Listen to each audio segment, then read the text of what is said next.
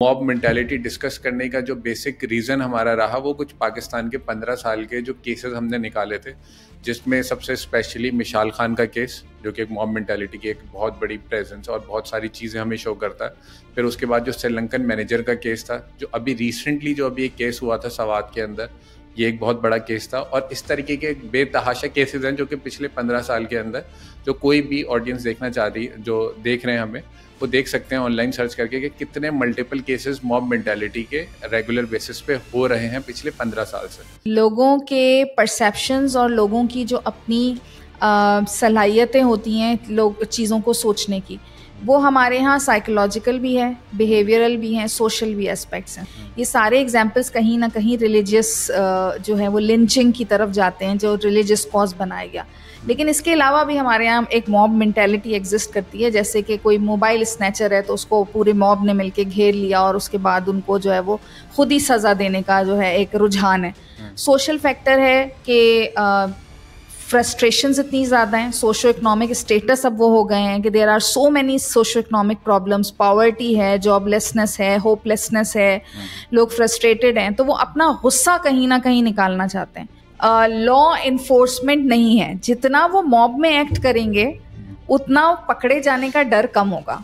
तो कोई एक बंदा जो किसी को सामने से अक्यूज कर सके या सामने से जो है वो पनिश करने के लिए इतना पोटेंशियल नहीं रखता। लेकिन जब मॉब जमा होना शुरू हो जाता है तो हर एक चाहता है कि अपना हाथ साफ कर ले। तो ये एक सोशल फैक्टर है कि लोग फ्रस्ट्रेटेड तो हैं, वो अपना गुस्सा किसी पे निकालना भी चाहते हैं, लेकिन जब मॉब जमा हो रहा होता है तो वो उन सब में एक क्या आ जाती है, इनोनिमिटी सी आ जाती है कि वो अपनी उनकी शख्सियत कहीं रह जाती है, दब जाती है, और वो उस गुमनाम तरीके से अपना गुस्सा क्या कर सकते हैं, निकाल सकते हैं। अस्सलाम वालेकुम, मेरा नाम शमून नौशाद है। मैं एसोसिएट प्रोफेसर हूँ Malir university of science and technology में। मेरे साथ मौजूद हैं प्रोफेसर डॉक्टर सदफ अहमद, जो कि एसोसिएट प्रोफेसर हैं यूनिवर्सिटी ऑफ कराची में, डिपार्टमेंट ऑफ फिजियोलॉजी में। डॉक्टर सदफ जो हैं वो न्यूरो साइंस की स्पेशलिस्ट हैं और पाकिस्तान में प्रेसिडेंट हैं न्यूरो साइंस सोसाइटी की। डॉक्टर सदफ, हम शुरू करते हैं। आज का जो बेसिकली हमारा जो डिस्कशन का जो प्लान है, जो हम दोनों डिस्कस करना चाह रहे हैं, जो हमने एक बिल के प्लान किया था, वो हम मॉब मेंटालिटी डिस्कस करना चाह रहे हैं। और मॉब मेंटालिटी डिस्कस करने का जो बेसिक रीज़न हमारा रहा वो कुछ पाकिस्तान के 15 साल के जो केसेस हमने निकाले थे, जिसमें सबसे स्पेशली मिशाल खान का केस, जो कि एक मॉब मेंटालिटी की एक बहुत बड़ी प्रेजेंस और बहुत सारी चीज़ें हमें शो करता है। फिर उसके बाद जो श्रीलंकन मैनेजर का केस था, जो अभी रिसेंटली जो अभी एक केस हुआ था सवात के अंदर, ये एक बहुत बड़ा केस था। और इस तरीके के बेतहाशा केसेस हैं जो कि पिछले 15 साल के अंदर जो कोई भी ऑडियंस देखना चाह रही है, जो देख रहे हैं हमें, वो देख सकते हैं ऑनलाइन सर्च करके कि कितने मल्टीपल केसेस मॉब मेंटालिटी के रेगुलर बेसिस पे हो रहे हैं पिछले 15 साल से। तो आज हम डिस्कस ये करेंगे कि क्या वजूहात हैं इनकी, क्या क्या रीजंस हैं, ये मॉब मेंटालिटी के पीछे है क्या, वजूहात क्या है। मैं थोड़े से सोशल फैक्टर्स डिस्कस करना चाहूँगी ताकि आपके साथ बड़ी अच्छी हमारी डिस्कशन रही पहले भी। देखें, लोगों के परसेप्शंस और लोगों की जो अपनी सलाहियतें होती हैं लोग चीज़ों को सोचने की, वो हमारे यहाँ साइकोलॉजिकल भी है, बिहेवियरल भी हैं, सोशल भी एस्पेक्ट्स हैं। सोशल एस्पेक्ट्स में मैं कहूँगी, चलें आप बात कर रहे हैं मॉब मेंटालिटी की, आपने कुछ एग्जांपल्स भी दिए। ये सारे एग्जांपल्स कहीं ना कहीं रिलीजियस जो है वो लिंचिंग की तरफ जाते हैं, जो रिलीजियस कॉज बनाया गया। लेकिन इसके अलावा भी हमारे यहाँ एक मॉब मेंटालिटी एग्जिस्ट करती है। जैसे कि कोई मोबाइल स्नैचर है तो उसको पूरे मॉब ने मिलके घेर लिया और उसके बाद उनको जो है वो खुद ही सजा देने का जो है एक रुझान है। सोशल फैक्टर है कि फ्रस्ट्रेशंस इतनी ज़्यादा हैं, सोशो इकोनॉमिक स्टेटस अब वो हो गए हैं कि there are so many socio economic problems, poverty है, जॉबलेसनेस है, होपलेसनेस है, लोग फ्रस्ट्रेटेड हैं, तो वो अपना गुस्सा कहीं ना कहीं निकालना चाहते हैं। और उस गुस्से को निकालने में उनको सबसे ज़्यादा सेफ बात ये लगती है कि कोई लॉ इन्फोर्समेंट नहीं है। जितना वो मॉब में एक्ट करेंगे उतना पकड़े जाने का डर कम होगा। तो कोई एक बंदा जो किसी को सामने से अक्यूज कर सके या सामने से जो है वो पनिश करने के लिए इतना पोटेंशियल नहीं रखता। लेकिन जब मॉब जमा होना शुरू हो जाता है तो हर एक चाहता है कि अपना हाथ साफ कर ले। तो ये एक सोशल फैक्टर है कि लोग फ्रस्ट्रेटेड तो हैं, वो अपना गुस्सा किसी पे निकालना भी चाहते हैं, लेकिन जब मॉब जमा हो रहा होता है तो वो उन सब में एक क्या आ जाती है, इनोनिमिटी सी आ जाती है कि वो अपनी उनकी शख्सियत कहीं रह जाती है, दब जाती है, और वो उस गुमनाम तरीके से अपना गुस्सा क्या कर सकते हैं, निकाल सकते हैं। फिर दूसरी बात ये कि उनको ये भी अंदाजा है कि वो पकड़े नहीं जाएंगे। लॉ एनफोर्समेंट की वीकनेस हुई है कि लॉ एनफोर्समेंट की वीकनेस है कि वो उनको पता है कि हम जो है वो मॉब में हैं तो हम पकड़े नहीं जाएंगे। और लॉ एनफोर्समेंट की वीकनेस एक और जगह जो उन्होंने परसीव की हुई है कि उनको ये यकीन है कि हमारा जस्टिस सिस्टम या हमारा लीगल फ्रेमवर्क जो है वो ये इस बंदे को सजा नहीं देगा, तो हमें इसको खुद ही सजा देनी है। तो ये भी एक फैक्टर जो है वो क्या है, बहुत इंपॉर्टेंट फैक्टर है। इसमें एक कल्चरल फैक्टर भी है। कल्चरल फैक्टर ये है कि हमारे यहाँ आप देखते हैं अगर मॉब है तो मॉब से लोग डरते हैं। हमारे पास मॉब को रेजिस्ट करने वाले लोग नहीं नजर आएंगे। जैसे ही मॉब जमा होएगा या जो भी लोग जो हैं वो क्या होंगे, जमा होंगे, तो वो सारे के सारों को कोई रेजिस्ट करने वाला नहीं है। मॉब के बदले में कोई और मॉब नहीं जमा हो सकता जो रेजिस्ट करेगा, राइट को रॉन्ग को डिफरेंशिएट करेगा। तो कल्चरल फैक्टर ये है कि अगर कोई अक्यूज कर रहा है तो आप पीछे हट जाएंगे। तो जो वो कहते हैं ना, कंडेम करने वाले लोग भी नहीं है। तो ये भी कल्चरल फैक्टर है जिसकी वजह से हमारे यहाँ जो है ये सारी चीजें जो हैं वो बहुत कॉमन है। ये सोशो कल्चरल फैक्टर है। मुझे लगता है आप साइकोलॉजिकल फैक्टर को ज्यादा अच्छे से हाईलाइट कर लेंगे।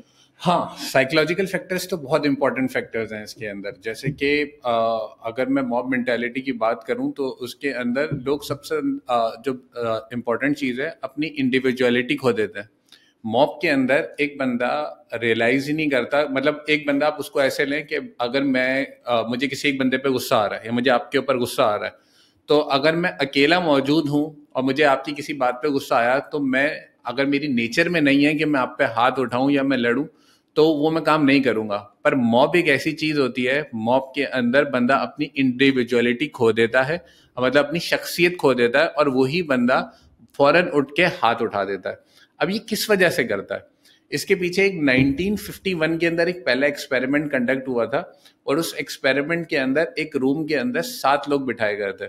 उन 7 लोग में से 6 लोग जो थे, जो एक्सपेरिमेंट कर रहा था वो उन्हीं के लोग थे, और सिर्फ एक बंदे के ऊपर एक्सपेरिमेंट हो रहा था। उस एक बंदे को ले जाकर बिठा दिया, और एक्सपेरिमेंट में हुआ क्या था कि लोगों से ये बात पूछी गई थी कि आपको 2 लाइंस दिखाई गई हैं कि ये लाइंस इक्वालिटी के ऊपर, कौन सी लाइन है जो इक्वालिटी के ऊपर आ रही है, आपको सिर्फ ये देख के बताना है। और उनको दिया गया 1 लाइन, 2 लाइन और एक तीसरी लाइन, छोटी सी लाइन।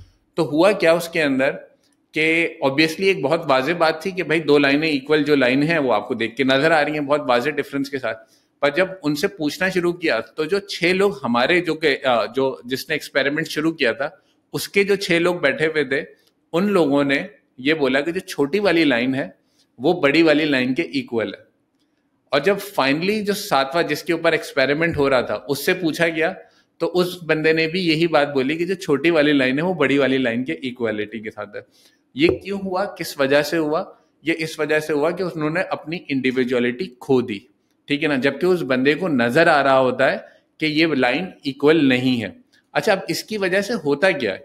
जब इसने इंडिविजुअलिटी खो दी, अब होगा क्या कि इसने ये लिया, ये सारी चीजें उसने मॉब से ली, ठीक है ना, एक ग्रुप से ली, एक जत्थे से ली। अब उसने ले तो ली, अब ये करेगा क्या इस तरह? अब ये बाहर निकल के उस टाइम पे ये इसको अपना ओपिनियन बना लेगा, और जब ये अपना ओपिनियन बना लेगा तो फिर ये इसको इंडोर्स करने लग जाएगा। ये दूसरों को भी उसी तरीके से बताने लग जाता है कि भाई ये एग्जैक्टली ऐसा ही है, ये जो छोटी लाइन है बड़ी लाइन के बराबर ही है। तो मॉब मेंटालिटी में बंदा जब मेन चीज अपनी इंडिविजुअलिटी खो देता है, उसके साथ दूसरी चीज आ जाती है उसके अंदर, पोलराइजेशन। जब भी आप पोलराइजेशन की बात करेंगे उसके अंदर ये चीज हो रही है कि अगर 4 बंदे हैं एक ग्रुप के अंदर, 4 बंदे गुस्से से बात कर रहे हैं, बहुत शदीद गुस्से से बात कर रहे हैं, तो जो बाकी लोग हैं उनके अंदर भी ऑटोमेटिकली गुस्सा आ जाएगा, ठीक है। यहाँ पे बात होगी, जो बेसिक चीज है वो इमोशनल ब्रेन आपका उस तरीके से काम करने लगेगा और वो उसके ऊपर हावी हो जाएगा। मेरे ख्याल से इमोशनल ब्रेन के ऊपर आप ज्यादा अच्छे से बात कर सकेंगी। मुझे लगता है सोशल कंटेजियन है ये, कंटेजियस, जैसे कि नज़ला जुकाम होता है, फ्लू है, हमें एक दूसरे से लग जाता है। इमोशनल जो कंसंट्रेशंस होती हैं उसमें भी हम इसी तरीके से इन्फ्लुएंस होते हैं। तो अगर एक कमरे में बहुत सारे लोग हंस रहे हैं तो दूसरे लोग भी उसको जो है वो फील कर सकते हैं और उसी तरीके से काम कर सकते हैं। तो मॉब में भी यही होता है कि जो कंटेजियस होता है गुस्सा, जो इमोशन होता है एग्रेशन का, वो एक दूसरे से ट्रांसफर हो रहा होता है और लोग उसी इमोशनल बहाव में बह रहे होते हैं। और इसको अगर आप ब्रेन साइंसेस के हवाले से देखें तो उस वक्त लोगों को कोई भी क्लियर थिंकिंग या डिसीजन मेकिंग के जो एरियाज हैं ब्रेन में वो काम नहीं कर रहे होते, लोगों को इमोशन हावी हुआ होता है और जितने जो इमोशनल ब्रेन के एरियाज हैं वो ज्यादा काम कर रहे होते हैं। एग्जैक्टली। अच्छा, मेरे हिसाब से मीडिया का एक बहुत बड़ा रोल है। अगर मिस इन्फॉर्मेशन की बात की जाए इसके अंदर, आप जितने भी मॉब मेंटेलिटी के केसेस देखेंगे उसके अंदर सिर्फ जो मेन स्ट्रीम मीडिया है उसकी बात नहीं, जो आपका सोशल मीडिया है या अगर मैं बात करूंगा जो आजकल ये जो व्हाट्सएप ग्रुप्स भी जो मौजूद हैं उसका एक बहुत बड़ा किरदार है जो कि मिस इन्फॉर्मेशन का किरदार प्ले कर रहे होते हैं। जब भी आप इस मॉब मेंटेलिटी के, जिसमें पाकिस्तान की अगर मैं मॉब किलिंग की बात करूं, उसके बाद आप निकल के देखते हैं तो वो एक्चुअली सारी की सारी फॉल्स इन्फॉर्मेशन होती है जो कि रेगुलेट हुई भी होती है और उसके ऊपर जाके लोग अपना काम कर देते हैं। और ये एक्चुअली जो कि एक साइकोलॉजिकल एक बहुत बड़ा डिस्ट्रेस भी है और यही एक सिम्टम भी है। अच्छा, जो एक इम्पॉर्टेंट फैक्टर है कि ये आए कहाँ से, मतलब अगर हम ये बात करेंगे ये मॉब मेंटेलिटी का मेजर रीजन होता है क्या है, मतलब ये प्रमोट किस तरीके से हो जाती है। तो अगर मैं साइकोफिजियोलॉजिकल हवाले से बात करूं तो 4 चीजें हैं जिसके अंदर हम पैराए में डाल सकते हैं इसको, जो कि अभी आपने बात भी की कि एक मीडिया का एक बहुत बड़ा रोल है, ठीक है, इसमें कोई दो राय नहीं है। ऑब्वियसली फॉल्स इन्फॉर्मेशन, जो कि दूसरी एक सबसे बड़ी चीज है जो कि सिर्फ पाकिस्तान में एग्जिस्ट करती है, जो कि कहीं और नहीं। हमारे पास एक ब्लास्फेमी लॉ है, ठीक है ना, उसका जो मिसयूज है उसकी वजह से, ठीक है ना, क्योंकि आपको मेजॉरिटी अगर आप मॉब मेंटेलिटी के हमारे पास से केयर केसेस उठाएंगे तो लोग आपको उसमें ब्लास्फेमी यूटिलाइज करते हुए नजर आएंगे, ठीक है ना, ठीक है। और जो तीसरा फैक्टर है जो कि बहुत इंपॉर्टेंट फैक्टर है वो है आपका कॉन्स्पिरेसी थ्योरिस्ट का। यहाँ पे कॉन्स्पिरेसी थ्योरिस्ट, और वो कॉन्स्पिरेसी थ्योरिस्ट जो कि लिंक कर देगा किस चीज को, रिलीजियस और कल्चरल वैल्यूज को, ठीक है। अब इसमें सबसे जो मुझे जो हमेशा से ना सबसे इंपॉर्टेंट पॉइंट जो है ना, जो सबसे मेन किरदार जो नजर आता है वो हमेशा कॉन्स्पिरेसी थ्योरिस्ट नजर आता है कि ये कॉन्स्पिरेसी थ्योरिस्ट ये काम कर रहा होता है।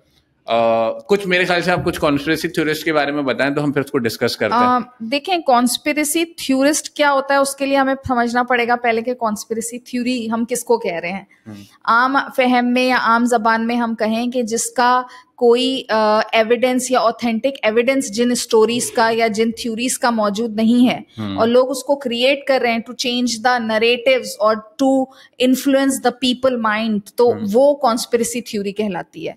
और कॉन्स्पिरेसी थ्योरिस्ट जो हैं वो आजकल के जमाने में, जैसे आपने कहा सोशल मीडिया का दौर है, मीडिया का दौर है, उसमें बहुत आम है और बहुत आसानी से आप राइट एंड रॉन्ग नहीं बता सकते कि what are the right type of scholars and right type of influencers और whether they are the only conspiracy theorist.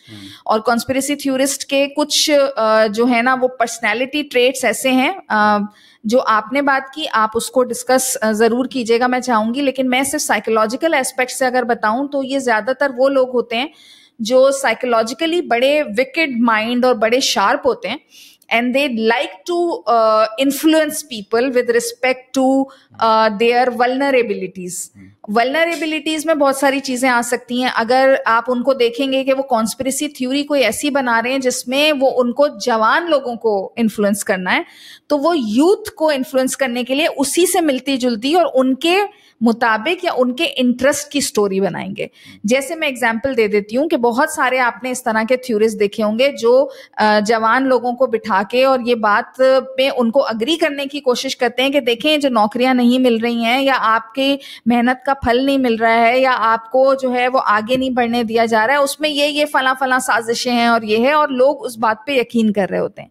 कुछ कॉन्स्पिरेसी थ्योरिस्ट आपको ऐसे भी मिलेंगे जो खवातीन की वल्नरेबल पॉपुलेशन है तो वो खवातीन को टारगेट बना के, क्योंकि उनका टारगेट ग्रुप वही है, वो उनको उस तरह की स्टोरीज बेचने की कोशिश करते हैं। आई एम सॉरी टू से दिस वर्ड, बट वो बेसिकली इस तरह से वल्नरेबल पॉपुलेशन, या अगर पॉवर्टी है, फॉर एग्जाम्पल कोई एक रोटी का तलबगार है, तो वो फिर रोटी के, जैसे आप पॉलिटिकल कैंपेन्स ले लें, बहुत सारी बिजली के बिल के हम फ्री कर देंगे बिजली, इस तरह की कैंपेन्स चली, ये सब कॉन्स्पिरेसी थ्योरीज है। उसमें पूरा एक इक्वेशन दिखाई जाती है कि देखें ऐसे हम इसको बिल्कुल फ्री कर देंगे। क्यों? क्योंकि वो ऑडियंस वो सुनना चाहती है, उनके लिए आसान भी होता है, और इस तरह से कॉन्स्पिरेसी थ्योरीज जो हैं वो लोगों के दिमाग से खेलते हैं और ऐसी स्टोरीज बनाते हैं। मैं अपना पॉइंट इस तरह से रख सक रही हूं कि लेकिन उनके अपने पर्सनल ट्रेट्स क्या होते हैं और वो किस बेसिस पे उन चीजों को प्रमोट कर सकते हैं, इसका जवाब आप बेहतर दे सकते हैं। बेसिकली जो कॉन्स्पिरेसी थ्योरिस्ट होता है वो लोगों में ना कुछ 10 ऐसे कैरेक्टरिस्टिक्स हैं जो कि आप बहुत कॉमनली आइडेंटिफाई करेंगे। मैं डिस्कस भी करूंगा अभी कि किस तरह के या कौन कॉमनली लोग हैं जो अभी आपको सोसाइटी में इजीली नजर भी आ जाएंगे। 10 इस तरह की चीजें जो कैरेक्टरिस्टिक्स हैं जिनको आप देख सकते हैं एक कॉन्स्पिरेसी थ्योरिस्ट के अंदर। सबसे पहली चीज वो हमेशा आपको इस बात के ऊपर कायल करेगा कि जो भी इंफॉर्मेशन आपके पास मौजूद है किसी भी सोर्स से, वो सारी की सारी फेक है और उसके अंदर कोई ना कोई कॉन्स्पिरेसी छुपी हुई है कि आपसे कोई चीज़ छुपाई जा रही है, चाहे वो गवर्नमेंट का पर्सपेक्टिव हो, चाहे वो मीडिया का पर्सपेक्टिव हो, चाहे वो कोई भी और पर्सपेक्टिव हो, उसमें कोई हिडन ट्रूथ है, जो हिडन ट्रूथ आपको नहीं पता वो आपसे छुपाया जा रहा है। ये इस बात के ऊपर बहुत ज़्यादा फोकस रहेगा कॉन्स्पिरेसी थ्योरिस्ट का। ठीक है, दूसरी चीज वो क्या करेगा, दूसरी चीज उसके पास हमेशा हर चीज का एक सिंपल एक्सप्लेनेशन होगी। ठीक है, मतलब वो सिंपल एक्सप्लेनेशन प्रोवाइड करेगा किसी भी कॉम्प्लेक्स इशू की, वो आपको इतनी सिंपल एक्सप्लेनेशन प्रोवाइड करेगा कि आपको लगेगा कि हाँ यार ये तो यही इसका इजी आंसर है, मतलब कुछ भी हो रहा है इसमें यही सोल्यूशन हो सकता है, इसके अलावा कोई सोल्यूशन जो ये बंदा प्रोवाइड कर रहा है, जबकि ऐसा होता नहीं है। क्योंकि जो तीसरा अहम पॉइंट है वो ये कि उसके पास कभी भी जो वो बात कर रहा है उसका सब्सटेंशियल एविडेंस मौजूद नहीं होगा। कभी भी सब्सटेंस के एविडेंस के साथ वो कभी भी बात नहीं करेगा कि ऐसा एविडेंस जिसको आप ट्रैक कर सकें। जैसे कि हमारे माशरे में अब मेजॉरिटी आपको जितने भी जो लोग नजर आएंगे, चाहे वो पॉलिटिशियंस हो, ठीक है ना, रिलीजियस स्कॉलर्स तो ऑटोमेटिकली वही काम कर रहे हैं। अब लोगों ने जो साथ में जो हमारे यहाँ मोटिवेशनल स्पीकर्स है या जो आप कह लें जो इन्फ्लुएंसर्स अभी बैठे हुए, वो सब एक चीज साथ में जोड़ देते हैं, अपने रिलीजन को। ठीक है, वो रिलीजन को जोड़ के उस बात को साबित करने की कोशिश कर रहे होते हैं कि वो सच कह रहे हैं, ताकि लोगों को इन्फ्लुएंस कर सकें। इन्फ्लुएंस उनका बेसिक मकसद होता है। तीसरी चीज ये हमेशा चौथी चीज ये लोग हमेशा ये बात को साबित करने की कोशिश करते हैं कि इनके पास कोई स्पेशल नॉलेज है या एक्स्ट्रा नॉलेज है या सीक्रेट नॉलेज है जो कि एक नॉर्मल आम आवाम के पास नहीं है और वो उनको प्रोवाइड कर रहे हैं। जैसे कि अभी आपने एक रिसेंटली एक केस में देखा भी होगा, एक साहब जो थे वो एक पता नहीं कहाँ से वो नंबर्स निकाल के लेकर आए जिसकी बेसिस पे उन्होंने 95% और 5% का जो किया डिफरेंशिएशन किया। और फिर उसके बाद जो मैंने उन साहब की काफी सारी वीडियोस भी देखी जो कि एक कॉन्स्पिरेसी थ्योरीज ही हैं, क्योंकि उसके अंदर आप किसी भी चीज को आप लिंक नहीं कर सकते किसी भी चीज या कोई भी चीज सब्सटेंशियल एविडेंस के साथ कहीं पे बात नहीं करें। अगर आप 10 कैरेक्टरिस्टिक्स की बात करेंगे तो आपको उन साहब के अंदर ये सारी की सारी क्वालिटीज आपको सारी की सारी नजर आएंगी क्लैरिटी के साथ। हर चीज का सिंप्लिमिस्टिक वो तो होता है इनके पास, और इनके पास ना कंफर्मेशन बायस भी होता है। तो कुछ कंफर्मेशन बायस के ऊपर मैं आपसे राय जानना चाहूंगा। देखिए बहुत सारी चीजें हैं। मुझे लगता है कि जितना साइंस और रिसर्च कहती है उसमें इन लोगों के पास जो भी चीज या सो कॉल्ड नॉलेज कहकर है उसमें ये कभी भी अपने थॉट्स को और अपनी थ्योरीज को चैलेंज नहीं होने देना चाहते। उसकी दो वजूहात हैं। साइकोलॉजिकली तो ऐसा है कि एक होता है डनिंग क्रूगर इफेक्ट कि जिसमें उनको ये बात एहसास ही नहीं होती कि वो कितने इनकॉम्पिटेंट हैं, तो वो अपनी कॉम्पिटेंसी, उनके अंदर इतनी कॉम्पिटेंसी भी नहीं होती कि वो अपने आप को इनकॉम्पिटेंट एनालाइज कर सकें। तो उनको ऐसा लगता भी है कि वो जो हैं वो सारी चीजें उनके पास मौजूद हैं। और कंफर्मेशन बायस में उनके पास ये भी प्रॉब्लम है कि वो जिन नजरियात को सही समझना चाहते हैं वो उन्हीं को सामने पेश करते हैं, और वो सामने भी अपनी ऑडियंस से, अपने फॉलोअर्स से ये एक्सपेक्ट करते हैं कि वो उन्हीं चीजों को देखे जो चीजें वो दिखाना चाहते हैं। ठीक है, तो उसमें क्रिटिकल थिंकिंग का बड़ा लैक है। और जैसे आपने बात की रिलीजियस एस्पेक्ट की, ये लोग रिलीजन को यूज करेंगे या साइंस को यूज करेंगे। दोनों चीजों में जो कॉन्स्पिरेसी थ्योरिस्ट होते हैं वो अपनी बात पे ऑथेंटिसिटी की मोहर लगाने के लिए कुछ ऐसे जुमले, या आपने जैसे फिगर्स की बात की 95% और 5%, तो देखने में बड़ा ऑथेंटिक लग रहा है कि एक रिसर्च की बात हो रही है, और जबकि आप और मैं रिसर्चर्स हैं तो हम इस बात को क्वेश्चन कर सकते हैं कि एक प्रॉपर रिसर्च, एक प्रॉपर सैंपल साइज, एक रिसर्च आइडिया कैसे कंसीव होता है और उस रिसर्च का आउटकम कैसे निकलता है। लेकिन आम आवाम को ये ऑथेंटिक दिखाने के लिए इस तरह की पंच लाइन्स क्या होती हैं, ऐड की जाती हैं। अब चाहे उसमें वो इस्लामिक वर्सेस हो या किसी बुक का हवाला हो या किसी रिसर्च की बात कह दी जाए, तो ये भी बहुत इंपॉर्टेंट है कि वो क्रिटिकल थिंकिंग को सप्रेस करके अपनी बात की ऑथेंटिसिटी को और अपने आप को क्वेश्चन ना करने की एबिलिटी को प्रोवोक कर रहे होते हैं। क्योंकि फिर कोई अगर वो इस तरह की कोई रिलीजियस कोट कर देंगे या कुछ, तो फिर लोग उनको क्वेश्चन नहीं करेंगे कि आप उनको क्वेश्चन कर रहे हैं। तो ये बहुत इंपॉर्टेंट उनका एक कहते हैं एटीट्यूड होता है उनका, और उनका एक बिहेवियरल एस्पेक्ट होता है। एग्जैक्टली इसी तरीके से। अच्छा, एक बड़ा एक मसले की बात है, लोग इसमें जो कॉन्स्पिरेसी थ्योरिस्ट होते हैं वो साथ में सिर्फ रिलीजन को यूज नहीं कर रहे होते। जैसे इस केस में स्पेसिफिकली, इस केस में उन्होंने साइंस को यूटिलाइज करने की कोशिश की, और अब आपको बहुत सारे इस तरीके के कॉन्स्पिरेसी थ्योरिस्ट मिलेंगे जो आपको साइंस का सहारा लेते हुए यूज करेंगे। जैसे कि अगर मैं इस स्पेसिफिक केस की भी बात करता हूँ कि अगर इसके अंदर वो कहते हैं कि भाई आप चलें 100 लोगों का सैंपल साइज ले भी लें, फॉर इंस्टेंस आप ले लें 100 लोगों का sample size.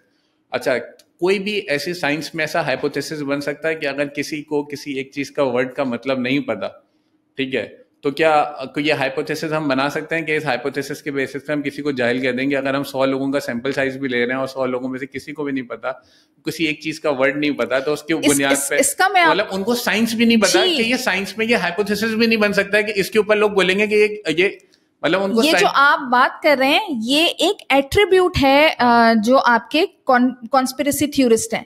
They actually want people to see things black और वाइट, या फिर over generalisation.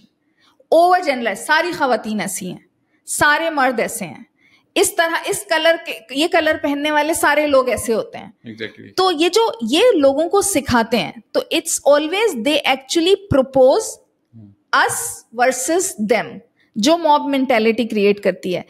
They actually divide, धड़बंदी जिसे कह देते हैं ना, जो आपने पोलराइजेशन का वर्ड यूज किया कि धड़बंदी हो जाती है। धड़बंदी में यह है कि मैं ये सोचूंगी कि मेरा ये जो ग्रुप है या मेरी जैसी सोच रखने वाले जो लोग हैं, us and versus them, तो आप गलत हैं और मैं सही हूं। ये हो गया ब्लैक एंड व्हाइट। एग्जैक्टली। अच्छा, एक और मेन चीज है जो कि बहुत जबरदस्त, इन कॉन्स्पिरेसी थ्योरिस्ट के अंदर हमेशा इमोशनल अपील होगी। वो इमोशनल अपील लाजमी डालेगा, और ये उसकी कैरेक्टरिस्टिक का सबसे इंपॉर्टेंट पॉइंट है। ठीक है, अब मैं आपको कुछ अगर एग्जांपल्स दूं, जैसे अगर मैं पॉलिटिकल लीडर्स की बात करूं, एक बड़ा एक मशहूर एक वो था, हम क्या गुलाम हैं, ठीक है ना, तो ये एक इमोशनल एस्पेक्ट है, ठीक है ना, जिसको आप लोगों को यूटिलाइज करने के लिए इस्तेमाल कर सकते हैं। इस तरह के और भी बहुत सारे वो हैं। सिमिलरली अगर मैं रिलीजियस पॉइंट ऑफ व्यू से बात करूं, तो आपको बहुत सारे लोग इस तरीके से यूज करते हुए नजर आएंगे।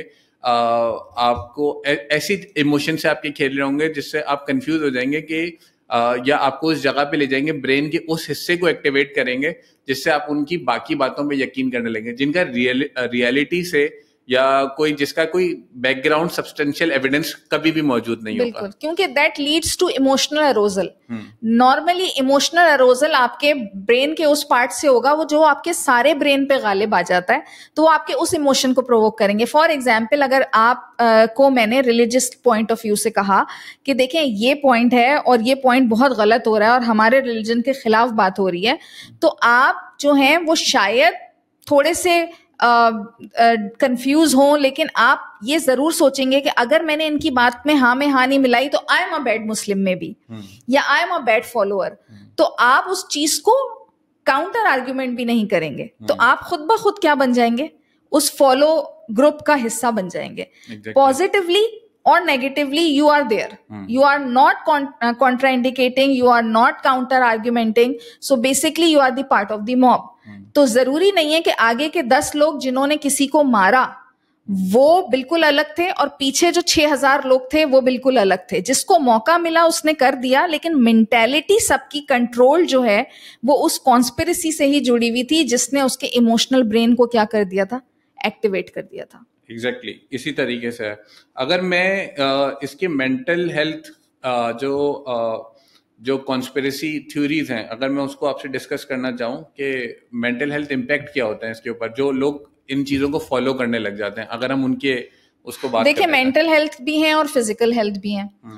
मेंटल हेल्थ में जहां तक मैं बात कर सकती हूँ, लोगों के अंदर एक पैरानॉइड जिसे हम कहते हैं पर्सनालिटी एक्टिवेट हो जाती है। पैरानॉइड पर्सनालिटी वो होती है जिसमें आप हर चीज पे शक करने लगते हैं।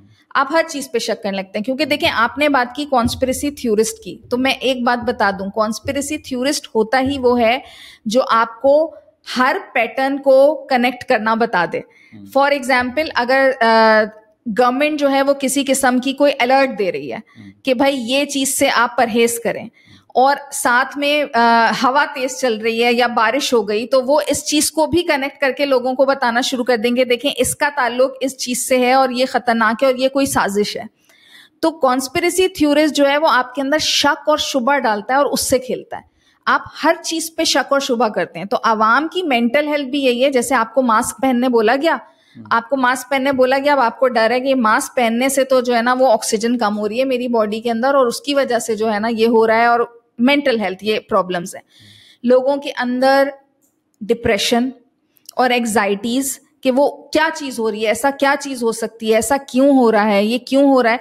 जबकि बहुत सारे कॉन्टेक्स्ट में, बहुत सारी चीजों में हम अक्सर खुद भी डिस्कशंस में ये बोलते हैं कि अरे भाई ये हमारा मैटर नहीं है, let's do the other work productively, this is not our matter. But वो आपको ऐसे एंगेज रखने के लिए, वो ऐसे हर थोड़े अरसे बाद, या वो आपके पास जो आप उनको फॉलो कर रहे हैं, उनके वीडियोस आ रहे हैं, उनका सबसे बड़ा स्ट्रॉन्ग पॉइंट ये है कि उन्होंने ऐसी कम्युनिटीज और ग्रुप्स बनाए हुए हैं जिसमें वो ऐसे ही लोगों को ऐड करते हैं और ऐसे ही लोगों को लाइक करते हैं जो उनको सब्सक्राइब करेगा, जो उनकी बात को ऑथेंटिकेट करेगा, जो उनकी बात पे उनको और पावर दिलाएगा। बिकॉज ये जो कॉन्स्पिरेसी थ्योरिस्ट होते हैं ये नार्सिसिस्ट टेंडेंसीज रखते हैं। Exactly. तो नार्सिसिस्ट टेंडेंसीज में तो जो आपको इम्पावर फील कराएगा, जो आपकी जिसे कहते हैं इलिटरेसी को या सूडो इंटेलेक्ट को इंडोर्स करेगा, आप उसको लाइक भी करेंगे और आप ऐसे ग्रुप्स को में चीजों को प्रमोट करेंगे। तो आवाम के अंदर फिर उससे और एक तिश्नगी हो जाती है और वो समझते हैं हम तो बिल्कुल जो फॉलो कर रहे हैं कि हम बिल्कुल कुछ नहीं जानते और सब कुछ ये जानते हैं और कुछ बड़ा होने वाला है, कुछ बड़ा होने वाला है। इस तरह की एग्जाइटी और डिप्रेशन हो सकता है। फिजिकल हेल्थ के हवाले से मेरे ख्याल से आप ज्यादा बता सकते हैं। कि मैं फिजिकल हेल्थ से पहले दो बातें बहुत इंपॉर्टेंट है हमारे यहाँ। कॉन्स्पिरेसी थ्योरी को समझने के लिए पाकिस्तान में एक थोड़ा सा डिफरेंट एंगल पे है बाकी दुनिया के बरक्स। कॉन्स्पिरेसी थ्योरी पूरी दुनिया में नेक्स्ट लेवल पे एक चलती रहती है कि मतलब एक कॉन्स्पिरेसी, हर चीज की कोई ना कोई कॉन्स्पिरेसी थ्योरी ले आता है, पर वहां पे इदारे मौजूद हैं जो कि फैक्ट चेक के इस तरीके की बहुत सारी डिफरेंट ऑर्गेनाइजेशंस बनी हुई है जो उसको चेक करके उसको उसी टाइम रिवील करते हैं कि ये कॉन्स्पिरेसी है और इट्स ट्रू। क्योंकि जैसे कि ये बेसिकली आज का वाक्य नहीं है, ये JFK से लेके अगर मैं बात करूं, आप अच्छा आपको इस तरीके से समझना पड़ेगा कि जब बाहर कोई कॉन्स्पिरेसी थ्योरी आती है तो ऑर्गेनाइजेशंस मौजूद हैं, उन्होंने जवाब दे दिया अपना कि भाई ये फैक्ट है या फैक्ट नहीं है, और लोग उन ऑर्गेनाइजेशंस पे ट्रस्ट भी करते हैं कि भाई इस ऑर्गेनाइजेशन ने सही बताया। पाकिस्तान का प्रॉब्लम क्या है, पाकिस्तान में जो गवर्नमेंट एजेंसीज हैं वो खुद कॉन्स्पिरेसी थ्योरीज का पार्ट है, ठीक है ना। हमारे यहाँ पाकिस्तान गवर्नमेंट जो है वो खुद कॉन्स्पिरेसीज को प्रमोट करता है क्योंकि हमारा सिस्टम इस तरीके से चलता है। तो जिसकी वजह से पाकिस्तान के अंदर कभी भी कोई एक ऐसी ऑर्गेनाइजेशन नहीं है हम जिसके ऊपर बात कर सकें कि यार इस बुनियाद के ऊपर हम ट्रस्ट डेवलप कर सकते हैं। बिल्कुल ठीक है। तो बेसिकली जब कॉन्स्पिरेसी की बात आती है, जहां पे भी हम कॉन्स्पिरेसी जो अगर हम तो मेंटल हेल्थ के हवाले से बात कर रहे हैं, तो ये कॉन्स्पिरेसी कर क्या रही है। जब कॉन्स्पिरेसी इतनी आप ज्यादा फैलाना शुरू कर देते हैं और जो कि हमारी सोसाइटी में फैल गई है, तो एक आम आदमी के अंदर जो एक कॉमन सिम्टम आपको नजर आता है ना, वो है पावरलेसनेस। बिल्कुल ठीक है ना, वो बिल्कुल ऐसा फील करता है कि उसके पास कोई पावर नहीं है। और जब भी आप उस आदमी के साथ बैठेंगे तो वो आपके साथ बैठ के यहाँ से कहानी शुरू करेगा कि ये मुल्क जो है ये कम्प्लीटली फौज चला रही है, या वो आपको ये बताएंगे कि कुछ सियासतदान हैं उनके पास इतना पैसा है कि बस सब कुछ सारा सिस्टम वो रन कर रहे हैं, या CIA चला रही है, या मोसाद चला रहा है, या इजराइल या अमेरिका, मतलब उनके पास इतनी डिटेल नॉलेज होगी, पर अगर आप उनसे सब्सटेंशियल एविडेंस मांगेंगे तो उनके पास कोई एविडेंस नहीं होगा। वो सिर्फ कुछ ना कुछ पैटर्न्स हैं, उन पैटर्न्स को लिंकेजेस बनाएंगे जो कि आपको एक कॉन्स्पिरेसी थ्योरिस्ट के, जो कि बाय बुक कि आपको वो सिम्टम नजर आएंगे, जो कि पैटर्न वो लिंक करेंगे कि ये देखो ये हुआ था तो इससे ये हुआ है, ये हुआ था तो उससे ये हुआ है, और एट्स का आउटकम ये है, जिसका एक्चुअली कोई सब्सटेंशियल एविडेंस कहीं पे भी मौजूद नहीं होगा। और हमारे पास, हमारे मुल्क में सबसे बड़ा मसला यही है कि इसको चेक करके कौन बताएगा, ये एजुकेट कौन करेगा, ये एक सबसे बड़ा मसला है। तो इस चीज को हमें सबसे पहले रिजॉल्व करने की, मतलब कोई ऐसी चीज डेवलप करने की कोशिश करनी चाहिए कि कोई एक ऐसी एटलीस्ट ऑर्गेनाइजेशन तो हो ना, जिसपे ओवरऑल तमाम पब्लिक जो है वो कर सके कि भाई रिलाय कर सके कि यार ये कॉन्स्पिरेसी थ्योरी को तोड़ेगी, जो भी कॉन्स्पिरेसी थ्योरी है, कि रियलिटी चेक किया है, रियलिटी चेक पे लाने के लिए। अगर मैं इसके फिजिकल हेल्थ इम्पैक्ट की बात करूं, जो कि आपने मुझसे पूछा, ठीक है ना, वो वैसे तो बहुत सारे फैक्टर्स हैं जो हम लोग अगर वैसे आते हैं, जो कि इसके साथ वो डिप्रेशन बहुत कॉमनली आ रहा होता है, पर डिप्रेशन पाकिस्तान में आने की और भी बहुत सारे रीजंस हैं, हम उसको लिंक कर सकते हैं। इसमें जो बेसिक चीज है ना, वो पुअर हेल्थ सीकिंग बिहेवियर है। अच्छा, पुअर हेल्थ सीकिंग बिहेवियर क्यों होता है? अब मैं आपको इसकी एक सबसे बड़ी एग्जांपल लेता हूँ। जैसे कोविड आया, कोविड के अंदर क्या हुआ, कोविड के अंदर एक ऐसा, बेसिकली कोविड एक ऐसी बीमारी थी जिसके बारे में दुनिया के पास भी कोई नॉलेज नहीं थी, ठीक है ना, इंक्लूडिंग ना CDC के पास कोई प्रॉपर नॉलेज थी, ना आपकी WHO के पास कोई प्रॉपर नॉलेज थी। तो जो भी एक मिल बांट के वो एक नॉलेज प्रोवाइड कर रहे थे, उसमें मास्क पहनना है, या बाद में उसके बाद कुछ महीने जाके बाद आया कि भाई आपको वैक्सीनेशन करवानी है, XYZ, आपके पास एक मिनिमम नॉलेज आ रही थी। ये एक ऐसा टाइम था जिस टाइम पे आपको सबसे ज्यादा कॉन्स्पिरेसीज नजर आई। अच्छा, कॉन्स्पिरेसीज लोग डेवलप कर रहे हैं या बना रहे हैं और लोगों तक बेच रहे हैं, वो एक अलग सिनेरियो है। पाकिस्तान में एक ऐसा मुल्क है जहां पे ड्रेप के नुमाइंदे भी आपको उसी टाइम पे, अगर आप वीडियोस उठा के देखें, वो अपने घर से वीडियोस बना के डाल रहे हैं कि मास्क नहीं पहनना आपको किसी भी वजह से, और ये आपको CDC या WHO आपको गलत रास्ते पे लेके जा रही है। ये पाकिस्तान की, मैं ड्रग रेगुलेटरी अथॉरिटी पाकिस्तान की बात कर रहा हूँ, ठीक है ना। तो आपके पास जब गवर्नमेंट के नुमाइंदे खुद इसका पार्ट होंगे कॉन्स्पिरेसी थ्योरीज का, क्योंकि आपको एक इनिशिएटिव लेना पड़ेगा, क्योंकि ये कैसा टाइम है, मैं ये नहीं, अच्छा आप इसके अंदर डिफरेंशिएट नहीं कर सकते। अगर जो बेसिक बात है ना कि रियलिटी क्या है और कॉन्स्पिरेसी क्या है, बेसिकली आपको जो प्रमोट करना है वो क्रिटिकल थिंकिंग करना है। पर जब आप यहाँ पे आइडेंटिफाई ही नहीं कर सकते अभी के अभी सिचुएशन क्या है, सिचुएशन पूरी दुनिया को नहीं पता, तो आपका गवर्नमेंट ऑफिशियल ऐसे ही उठ के उसको प्रमोट कैसे कर सकता है? बिल्कुल। और इसमें बहुत सारी चीज़ें हैं। हेल्थ सीकिंग बिहेवियर में ही ये बात भी एग्जाम्पल आ जाती है, जैसे कोविड की ही आपने एग्जाम्पल दी कि कोविड में लोगों ने जब तक वैक्सीन तक बात पहुंची, दुनिया ने बहुत रिसर्च की उस पर, हमारे पड़ोसी मुल्क से लेके हर एक ने जो है वो वैक्सीन पे, हमने खुद प्लाज्मा में से चीज़ें एक्सट्रैक्ट करने की कोशिश की और लोग थेरेपीज पे काम कर रहे थे। तो एक ट्रेंड ये चला कि भाई कोई थेरेपी नहीं लेनी है, और इस थेरेपी के थ्रू जो आपके अंदर चिप डाल दी जाएगी या आपके अंदर ये कर दिया जाएगा, लोगों ने उसको प्रमोट किया। और एक तो ग्लोबली कॉन्स्पिरेसी थ्योरिस्ट थे, एक हमारे यहाँ जो नेशनल थ्योरिस्ट जो हैं वो सामने आ गए। और उसमें आप बिल्कुल ठीक कह रहे हैं, मैं 100 से ज्यादा ऐसे लोगों के नाम ले सकती हूँ जो हमारी पढ़ी लिखी कम्युनिटी से ताल्लुक रखते थे, जिनके पास PhDs भी थे, जिनके पास डॉक्टरेट की डिग्रीज भी थी, जिनके पास क्लिनिकल डिग्रीज भी थी, और उन्होंने आके वीडियोस बना के और सोशल मीडिया के थ्रू लोगों तक ये पहुंचाने की कोशिश की है कि आप ये खा लीजिए, ये जड़ी बूटी ले लीजिए, ये कर लीजिए, लेकिन आप ये वैक्सीन तक ना जाइए, आप इस टेस्ट को ना करवाइए, आप ये ना कीजिए, इससे आपकी ये बहुत बड़ी कॉन्स्पिरेसी है। और ये तो बेसिकली कॉन्स्पिरेसी थ्योरिस्ट, हम बाकी जवाब जो उस सवाल का था वो यही है कि जो कॉन्स्पिरेसी थ्योरिस्ट होते हैं ये लोगों को मेंटली भी डिस्टर्ब कर देते हैं और उसकी वजह से उनकी फिजिकल हेल्थ भी डिस्टर्ब होती है, क्योंकि जिन लोगों ने दवा नहीं ली या जिन लोगों ने वैक्सीन नहीं लगवाई या जिन लोगों ने प्रिकॉशंस नहीं की, फिर उनके साथ हेल्थ कॉन्सिक्वेंसेस बहुत हुए। तो ये बताने का मकसद यही था कि, और कॉन्स्पिरेसी थ्योरिस्ट जरूरी नहीं है कि ये कोई इलिटरेट होंगे या इलिटरेट लोग ही फॉलो कर रहे होंगे। कॉन्स्पिरेसी थ्योरिस्ट को सभी लोग फॉलो करते हैं क्योंकि उनका बयानिया इतना इमोशनली अपीलिंग होता है, उनकी पर्सनैलिटीज इतनी अट्रैक्टिव होती हैं लोगों के लिए। इसमें हमारी कुछ पॉलिटिकल फिगर्स भी हैं, इसमें हमारी कुछ साइंटिफिक फिगर्स भी हैं, इसमें बहुत सारे ऐसे लोग हैं कि लोग उनके खिलाफ भी सुनने को तैयार नहीं है। उसकी वजह यह है कि लोग उनकी इमोशनल स्पीचेस से और उनके इजहार बयान से इतने मुतासिर हैं कि लोगों को लगता है कि वो जो बात कह रहे हैं वो बिल्कुल क्या है, ठीक बात है। तो ये ही क्रिएट करता है मॉब मेंटालिटी को, क्योंकि हम जिसे कहते हैं ना जुत्था, लोगों का जो जुत्था है वो बनते जा रहे हैं, जिसमें हम बस एक ही चीज पे जो बिलीव कर रहे हैं और जो दूसरी चीज पे बिलीव कर रहा है हम उसको बिल्कुल आउट ऑफ द कॉन्टेक्स्ट रख के उसको अपना दुश्मन ही समझते हैं। जो मैंने पहले बात की कि अस वर्सेस देम की सिचुएशन हमने क्रिएट कर दी है। अच्छा, बेसिकली एक और चीज बहुत इंपॉर्टेंट है पाकिस्तान में, अब जब भी जो आपने अभी बात भी की थी कि लोगों का इस बात पे यकीन है कि अगर कोई अच्छा इंसिडेंट हुआ है, फॉर इंस्टेंस ब्लास्फेमी के केस में मैं बात करता हूँ, तो लोगों को इस बात का यकीन है कि कभी भी वो चीज इंसाफ तक नहीं पहुंचेगी। बिल्कुल ऐसे, क्योंकि इस बात में सदाकत भी है, क्योंकि मेजॉरिटी केसेस जो है ना वो कोर्ट केसेस बहुत लेंदी चले जाते हैं। पाकिस्तान में लॉ उस तरीके से काम नहीं करता जिस तरीके से रेस्ट ऑफ द वर्ल्ड में काम करता है।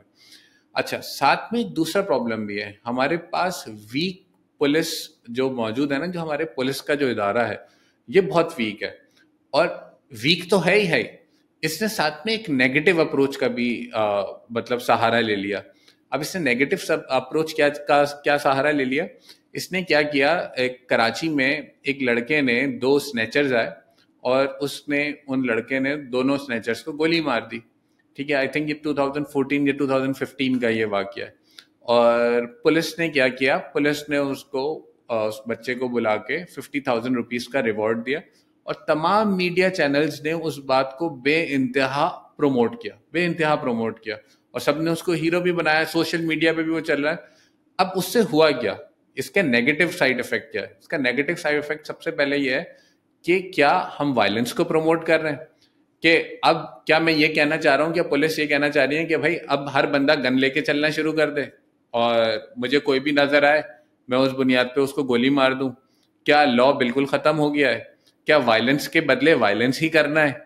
ठीक है ना, आपने फिर से सिचुएशन क्या डेवलप कर दी, आपने अनसर्टेनिटी सिचुएशन डेवलप कर दी। और जब भी आप अनसर्टेनिटी सिचुएशन आप डेवलप करेंगे, आप वहां पे क्या चीज होगी, मेन चीज वहां पे दोबारा से कॉन्स्पिरेसी थ्योरीज दोबारा से डेवलप होना शुरू हो जाएंगे। मतलब कॉन्स्पिरेसी थ्योरिस्ट के लिए तो एक बेसिक फूड, जो कि उसको बेसिक चीजें जो चाहिए जिसके ऊपर वो खेल सकता है, आप उसको वो सारी चीजें जो है वो मतलब कह लेना थाली में रख के देने वाली बात, आप उसको प्रोवाइड कर देते हैं और वो उनके साथ खेलते हैं। मुझे लगता है कॉन्स्पिरेसी थ्योरिस्ट के और ये जो नेगेटिव अप्रोच है हमारे लॉ एनफोर्समेंट एजेंसीज की, जिन्होंने गलत प्रैक्टिसेस डाली, उसके साथ वायलेंस जो प्रमोट हो रहा है, उसके साथ मॉब का लिंकेज बनाने के अलावा मुझे एक जो बड़ा रोल नजर आता है वो हमारे मीडिया का नजर आता है। उस मीडिया के रोल में मैं कहूंगी जो सेंसेशनलाइजेशन है ना, जो मीडिया हर चीज को इतना सेंसेशनल करके दिखाता है, उसने लोगों की साइकोलॉजी को और बिहेवियर को बहुत चेंज किया है। लोगों के अंदर इश्तियाल अंगेजी जो है, इनटॉलरेंस जो है, वो इस वजह से भी आई है क्योंकि एक फॉल्स बैलेंस क्रिएट कर दिया गया है मीडिया पे। फॉल्स बैलेंस मैं इसको इस तरह से एक्सप्लेन करती हूँ कि अगर आप हेल्दी माशरों में देखें तो मीडिया पे बहुत सारी और चीजें भी प्रमोट की जाती हैं। अगर आप ओवरऑल देखें हमारे मीडिया पे तो आपको कितने सिटकॉम्स नजर आएंगे जो हेल्दी सिटकॉम्स हैं या हेल्दी प्रोग्राम्स हैं। हमने क्या किया, हमने पूरे चैनल्स, हमने पूरे जो कहते हैं ना टाइम, जो स्टैंडर्ड टाइम्स हैं, वो हमने अलॉट कर दिए हैं ऐसी सेंसेशनलाइजिंग न्यूज़ेस की तरफ या ऐसे डिस्कशन की तरफ, जैसे कि अभी आप जिसकी बात कर रहे थे 95 और 5% वाली जो डिस्कशन थी, वो प्रोग्राम कभी नहीं चला, उसकी कभी एल्गोरिथम्स या टीआरपीज ऐसी हुई नहीं कि वो चलेगा। लेकिन जब उसमें ये कॉन्फ्लिक्ट दिखाया गया और उसको सेंसेशनलाइज किया गया तो उसकी टीआरपीज तो आगे निकल गई। Exactly. तो मीडिया का जो रोल है, एक तो आपकी लॉ एनफोर्समेंट एजेंसीज का रोल था, एक आपके इंटेलेक्चुअल्स का रोल था, और एक रोल जो बहुत इंपॉर्टेंट है, क्योंकि आज के दौर में सबसे क्विक इंफॉर्मेशन जो पहुंच रही है और सबसे क्विक इन्फ्लुएंस जो जा रहा है वो मीडिया से जा रहा है, तो वो बहुत इंपॉर्टेंट रोल है, जो कि मीडिया का रोल हमारे यहाँ मुझे लगता है बिल्कुल डिमिनिश है और रॉन्ग डायरेक्शन में है, with the false balance, with the promotion of false role models and false things. Exactly इसी तरीके से। अच्छा, मैंने अभी रिसेंटली मैं एक पॉडकास्ट देख रहा था या कोई मीडिया का प्रोग्राम था जिसमें एक पाकिस्तान के कोई मशहूर ड्रामा राइटर हैं, वो उसके ऊपर कमेंट करते हैं कि अगर कोई लड़की अपने शादी से पहले अपने बॉयफ्रेंड के साथ सो गई तो उसके बाद वो पूरी सारी जिंदगी जागती रहेगी, समथिंग कुछ इस तरह का कोई बहुत ही अजीब सा वल्गर सा कमेंट था उनका। और मैं उसको देख रहा था कि ये बहुत ही कोई वायरल क्लिप है, उस वायरल क्लिप्स में जो वो आ रहा था पता नहीं कितने लोगों ने उसको देखा हुआ था और वो कंटिन्यूसली वो शेयर हुआ जा रहा था। तो एक कॉन्स्पिरेसी थ्योरिस्ट की अगर मैं उसके अंदर ही सिर्फ उस एस्पेक्ट से निकाल लूं, क्या मतलब अगर एक क्रिटिकल थिंकिंग के हवाले से मैं उससे क्वेश्चन करना शुरू करूं, क्या जितनी लड़कियां सोती थी कोई भी जाके, क्या वो उनको आके बताती थी और फिर उसके बाद वो जाग रही थी तो उनको पता था, ठीक है ना? या ये उन्होंने मतलब ये डेटा आया कहाँ से उनको, या उनके घर वालों ने उनको ये बताया कि वो इस तरीके से जाग रहे थे, मतलब ये डेटा आया कहाँ से? कहीं से तो आया होगा ना, या उन्होंने खुद से अज्यूम किया तो उनको पता चल गया, मतलब कोई तो जगह होगी ना। मतलब कि मैं अगर क्रिटिकली थिंक करूं, मुझे नहीं पता ये डेटा आएगा कहाँ से उनके पास, मतलब ये उन्होंने किस तरीके से बात कर रहे हैं। और बेसिकली इसमें जो कॉन्स्पिरेसी थ्योरी जो कि हमने शुरू में बात की कि जब कोई एक बंदा इस तरीके से फॉलो करने लग जाता है, वो फिर इस तरीके के ओपिनियंस जो कि उसके ओपिनियन से मिलते जुलते होते हैं वो इस वीडियो को लेगा और वो फर्दर और शेयर करने लग जाता है, ठीक है ना? और आप उस चीज को फैलाना शुरू कर देते हैं क्योंकि उसको खुद नहीं पता कि इसका एक्चुअली मतलब क्या है या इसके पीछे कुछ सब्सटेंशियल एविडेंस है या नहीं है, और आप बस रीइंफोर्स किए जा रहे हैं उस बात को, जिसका कोई मतलब कोई एंड नहीं है। अच्छा, यहाँ पे जो सबसे इंपॉर्टेंट बात है ना, जो कि डिस्कस करने वाली बात है, वो रिलीजियस एक्सट्रीमिज्म की बात है।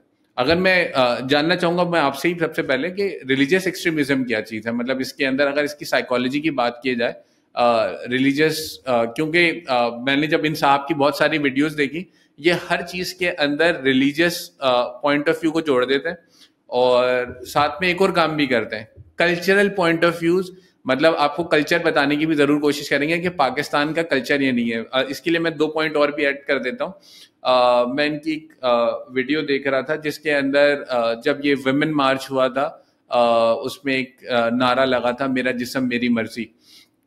तो उस नारे के बाद इन्होंने काफी अपने डिफरेंट प्रोग्राम्स कंडक्ट किए थे, और जब मैंने इनके डिफरेंट प्रोग्राम्स देखता हूँ तो ये कोई भी बात ना सब्सटेंशियल एविडेंस के साथ नहीं करते। मतलब अगर ये मैं इनका बार बार ये आपको बताने की कोशिश कर रहे होते हैं कि भाई हमारा माशरा ये कहता है या हमारी सोसाइटी, हमारे मोरल एथिक्स ये कहते हैं और हम इसको नहीं होने देंगे, तो मैं तो सबसे पहले मेरा क्वेश्चन, अच्छा लोग सुन के उसको फौरन ये वही मॉब मेंटेलिटी कि वाकई में हमारा माशरा क्या ये कहता है, तो भाई या तो हम हिस्ट्री जाके देखें, क्योंकि पाकिस्तान बने हुए अगर यही जो हमारी ड्यूरेशन है 70 साल की, अगर हम इस ड्यूरेशन को निकालें तो क्या हम 70 साल से पहले हम ऐसे ही थे इंडिया में?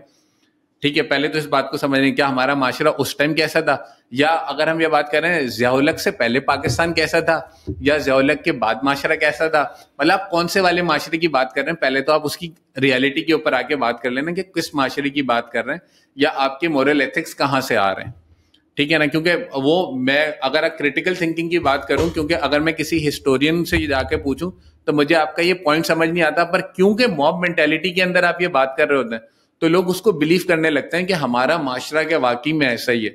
क्यों माशरा है क्या? पहले तो क्योंकि हमारी किताबों में तो नहीं है। अगर आप पाकिस्तान स्टडीज में अगर किसी ने पढ़ा हुआ है तो पाकिस्तान स्टडीज का जो माशरा उसमें पढ़ा हुआ है वो माशरा तो कभी भी नहीं रहा, या जो इंडिया में थे आप उसकी भी बात नहीं कर रहे कि आप इंडिया में किस तरीके से थे, तो ग्राउंड रियलिटी क्लैरिटी से उसके अंदर ये लोग बात नहीं कर रहे, मेन चीज ये है।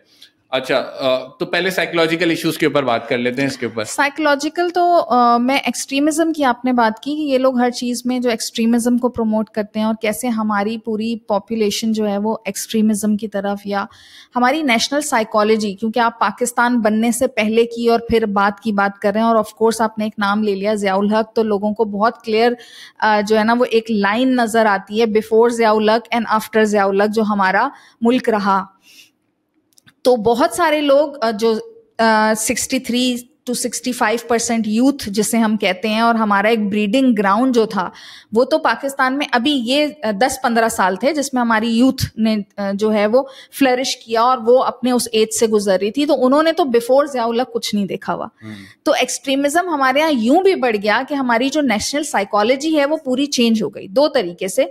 एक तो साइकोलॉजी इस तरीके से भी चेंज हो गई कि जो चीजें इस तरह के लोग बोल रहे थे, इस तरह की पर्सनैलिटीज जिनको लोग फॉलो कर रहे थे, जो मैंने कहा रॉन्ग रोल मॉडल्स, ये वो लोग थे जिनके पास कोई एविडेंस नहीं था और ये एविडेंस रखते भी नहीं है किसी चीज का, लेकिन अपनी बात को ऑथेंटिकेट करने के लिए इन्होंने रिलीजन का भी सहारा लिया। इन्होंने जहां पे देखा कि पॉपुलेशन को साइंस नहीं पता, पॉपुलेशन को रेफरेंसेस नहीं पता, उन्होंने वहां पे उन चीजों का सहारा लिया।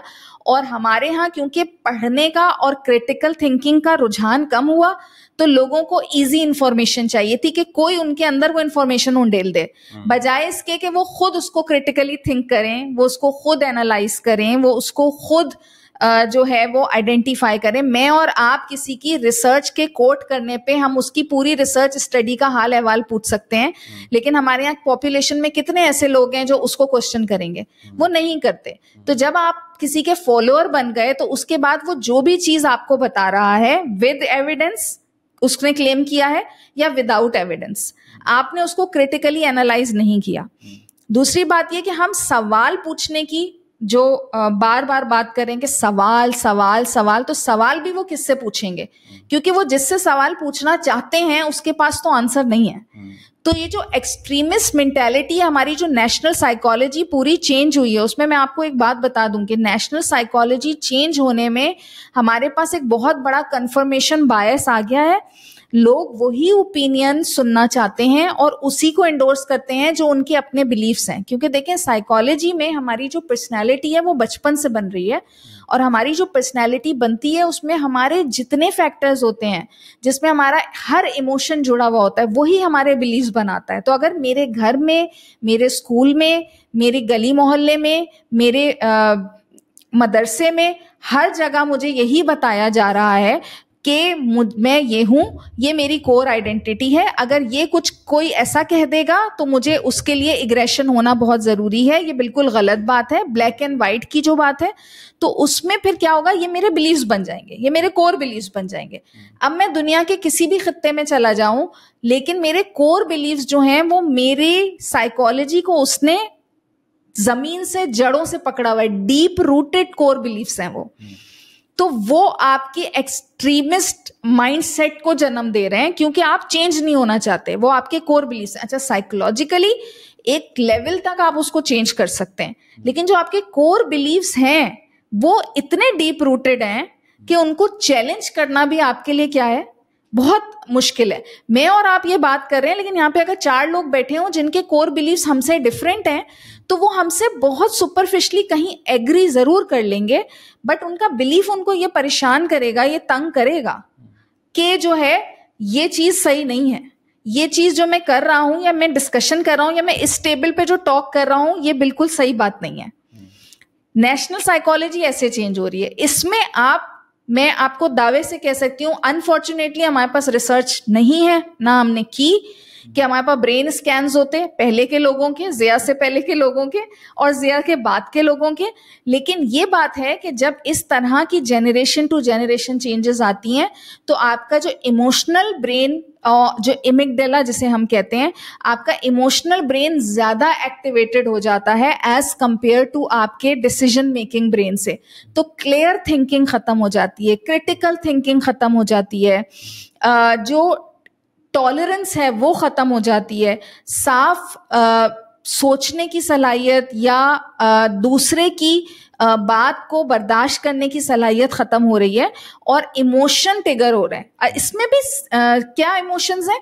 इमोशंस, नेगेटिव इमोशंस ज्यादा हैं, जिसमें एग्रेशन ज्यादा है, जिसमें सोरो ज्यादा है, जिसमें सैडनेस ज्यादा है, जिसमें होपलेसनेस ज्यादा है। तो वो चीज जो है वो ब्रेन को मजीद क्या कर रही है? चेंज कर रही है। इसमें मैं आपको इतना भी बता सकती हूँ कि ब्रेन के सर्किट्स परमानेंटली जो है ना वो क्या हो रहे हैं? चेंज हो रहे हैं। ब्रेन के परमानेंट सर्किट्स चेंज होने का मतलब ये है कि आप उसको जितना भी बताने की कोशिश करेंगे, उसके सर्किट में जो घूम रहा है ना, वो वही करेगा। Exactly. वो वही करेगा। तो आप दीवार से बात कर रहे हैं। तो ये जो पिछले 10-15 सालों में हमारे साथ हुआ है, और जो ये इतने कॉन्स्पिरेसी थ्योरिस्ट आए, और ये जो इतनी कैंपेन्स हुई हैं, तरह तरह से की गई हैं, उससे हुआ ये है कि जो हमारा सबसे बड़ा पोटेंशियल नर्चरिंग ग्राउंड था यूथ का, जो 15 साल में अब बड़ा हो गया है, उनके जहन चेंज हो गए। उनके जहन एक्सट्रीमिज्म की तरफ चले गए। हमारे पास एक्सट्रीमिस्ट बिहेवियर बहुत ज्यादा है, हमारे पास इनटॉलरेंस बहुत है, हमारे पास एक्सेप्टेंस नहीं है, हमारे पास जजमेंट बहुत है लोगों को लेके। मैं और आप जो बात कर रहे हैं, हम 1000 बार जज होंगे सिर्फ इन बातों के लिए। इसकी एक छोटी सी एग्जाम्पल देती हूं मैं। Social media is a very good example. सब लोग कॉन्स्पिरेसी भी सोशल मीडिया पे ही करते हैं। तो there was a person who was asking in a group कि मेरे घर में फैमिली मेंबर्स को इस तरह से डिप्रेशन है और इस तरीके से है, और मुझे जो है वो मुझे कोई अच्छा साइकियाट्रिस्ट या साइकोलॉजिस्ट बता दें। तो मैंने वहां पे उनको एजुकेट किया, और वहां जितने भी लोग थे जो उनको नंबर दे रहे थे साइकियाट्रिस्ट का उसका, तो मैंने उनको बताया कि देखिए, हर चीज को डिप्रेशन नहीं कहा जाता। आप और मैं दिन में भी किसी बात पे उदास हो सकते हैं, ये हो सकते हैं, वो हो सकते हैं। आपको सही जगह जाने की जरूरत है, और आप साइकियाट्रिस्ट के पास नहीं जाए। There were so many people, hundreds of people, जिन्होंने मेरे कमेंट को लाइक भी किया और जिन्होंने उस बात को एंडोर्स किया कि yes, you are right, medicine नहीं लेते डायरेक्ट हर चीज पे। But there was a comment after me who was actually preaching कि देखें, डिप्रेशन कुछ नहीं होती। आपको कोई भी ऐसा कंडीशन हो रही है, आप नमाज पढ़िए, आप खुदा को याद कीजिए, आपकी सारी प्रॉब्लम सॉल्व हो जाएगी। And there were more than 1000 people endorsing them. So this is the mob mentality, because the conspiracy theorist, without any knowledge of psychology, without any knowledge of neuroscience, they were actually telling the whole lot that religion is the answer, and people, rather than qualified people, they are actually believing them, yes, it is true. तो बात यह है कि जो चीज में आपने religion को कोट कर दिया, अब एक्सट्रीमिज्म की ये हालत है, रिलीजियस एक्सट्रीमिज्म की, कि लोग उसी को इंडोर्स करेंगे, आपकी बात को नहीं करेंगे। एग्जैक्टली इसी तरीके से बल्कि मैं इस बात की हमेशा एक एग्जांपल भी देता हूँ कि एक पेशेंट जो कि हाईली डिप्रेसिव पेशेंट था, और उसको जो उसकी ड्रग्स रेकमेंड की थी उसके साइकेट्रिस्ट ने, और उसके पेरेंट्स ने उसको तरजीह देते हुए उसको तरजीह नहीं दी, और यही इसी चीज़ को प्रमोट किया गया जो कि उनके मोहल्ले वाले या रिश्तेदार जो इस बात पे कह रहे थे कि इस लड़के को नमाज की तरफ और बाकी चीज़ों की तरफ आप ज़्यादा वो करवाएं, ये एकदम ठीक हो जाएगा। और उस लड़के ने असर की नमाज पढ़ी है मस्जिद के अंदर, और मगरिब की नमाज में उसका वहीं पे ही उसका नमाज जनाजा हुआ है, क्योंकि उसने जाते ही वहीं से खुदकुशी कर ली अपने घर पे। तो अच्छा ही मैं इस बात का मल्टीपल टाइम रेफरेंस भी देता हूँ कि बेसिकली जैसे दिल का मर्ज होता है ना आपको, ठीक है ना, तो आप उसको रिजॉल्व करने के लिए कार्डियोलॉजिस्ट के पास जाते हैं। ऑल्दो हमारे यहाँ कॉन्स्पिरेसी थ्योरीज ने इसको भी इतना खराब कर दिया कि हमारे यहाँ एक टाइम ऐसा भी था कि, बल्कि अभी भी है, कि डायबिटीज को ट्रीट करने के लिए हम लोग चीनी का इस्तेमाल कर रहे होते हैं, या हर दूसरा बंदा अब आपको ऐसा यूट्यूब पे आपको ऐसा मिल जाएगा जो कि ऐसी नॉलेज आपको सेल कर रहा होगा कि दिल का मर्ज, ये तो बस आप ये मिलाएं, अदरक मिलाएं, पता नहीं ब्ला ब्ला, और उससे आप यूं करके ठीक हो जाएंगे और आपको किसी ड्रग की जरूरत नहीं है। ठीक है ना, मैं यहाँ पे डायरेक्टली ड्रग्स को प्रमोट नहीं कर रहा, मैं इस चीज को बात प्रमोट कर रहा हूँ कि आप एविडेंस बेस्ड साइंस के ऊपर काम करें, मतलब जहाँ पे एविडेंस है, जो चीज गाइडलाइन रेकमेंडेड है आपकी तरफ, मतलब आपके मुल्क में जो रेकमेंडेड है, आप उस गाइडलाइन के ऊपर काम करते हुए प्रैक्टिस, मतलब एविडेंस बेस्ड जो साइंस प्रैक्टिस हो रही है उसको ज्यादा तरजीह दें एज कंपेरेटिवली जो हर बंदा उठ के इस तरीके से काम कर रहा है। लास्टली जो अगर मैं सोल्यूशंस की बात करूं कि क्या सोल्यूशंस क्या है, मतलब हमारी आवाम को किन सोल्यूशंस की तरफ देखना चाहिए, तो सबसे पहले तो जो कॉन्स्पिरेसी थ्योरिस्ट है ना, वो आपके दिमाग में एक चीज डाल देते हैं, व्हाइट एंड ब्लैक। ठीक है ना, ब्लैक एंड व्हाइट मेंटालिटी जो है ना, ये बड़ी अजीब सी मेंटालिटी है। इसमें होता क्या है, आपको लगता है या तो यार ये आदमी बहुत ही अच्छा है, या ये आदमी अच्छा है, या ये आदमी बुरा है। ठीक है ना, चाहे अब उनके नजरिए में वो जिस पॉलिटिकल लीडर को सपोर्ट कर रहे होंगे वो दुनिया का सबसे अच्छा आदमी है, और जो बाकी जितने भी पॉलिटिकल लीडर्स हैं वो दुनिया के सबसे बुरे इंसान है। इसी तरीके से वो जिस रिलीजियस सेक्ट को सपोर्ट करते हैं, उसका जो हेड होगा वो दुनिया का सबसे अच्छा आदमी है, और जितने बाकी जो सेक्ट्स मौजूद हैं वो सबसे बुरे लोग हैं, ठीक है ना। तो आपने एक डिवाइड क्रिएट कर दिया है, ब्लैक एंड व्हाइट का कॉन्सेप्ट, जबकि दुनिया इस तरीके से काम नहीं करती। हर इंसान के अंदर अच्छाइयां भी हैं, हर इंसान के अंदर बुराइयां भी मौजूद है। मतलब आपको सबसे पहले, क्योंकि ये आपने सिंपलिस्टिक सोल्यूशन निकाल लिया, सिंपलिस्टिक सोल्यूशन के ऊपर दुनिया काम नहीं करती, आपको ग्राउंड रियलिटी पे आना पड़ेगा।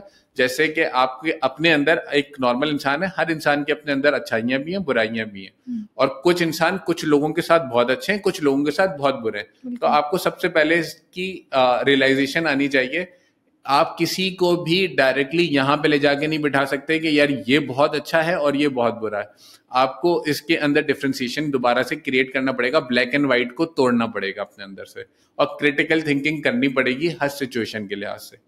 दूसरा जो अहम पॉइंट है वो, सबसे पहले हम लोग टॉलरेंस की बात करते हैं हमेशा, जो कि अभी आपने बात भी की। मैं बात कहता हूँ कि नहीं, टॉलरेंस की बात नहीं होनी चाहिए, क्योंकि टॉलरेंस की मैं जब भी बात करूंगा ना, तो वहां पे ये बात आ जाएगी कि मैं टॉलरेट कर रहा हूं, मतलब उसका मतलब ये भी आ जाएगा कि यार आपने कुछ गलत किया है, ठीक है ना, तभी तो मैं टॉलरेट कर रहा हूं। मैं टॉलरेट की बात नहीं करूंगा, मैं एक्सेप्टेंस की बात करूंगा। हमें अपने अंदर एक्सेप्टेंस लेके आनी है।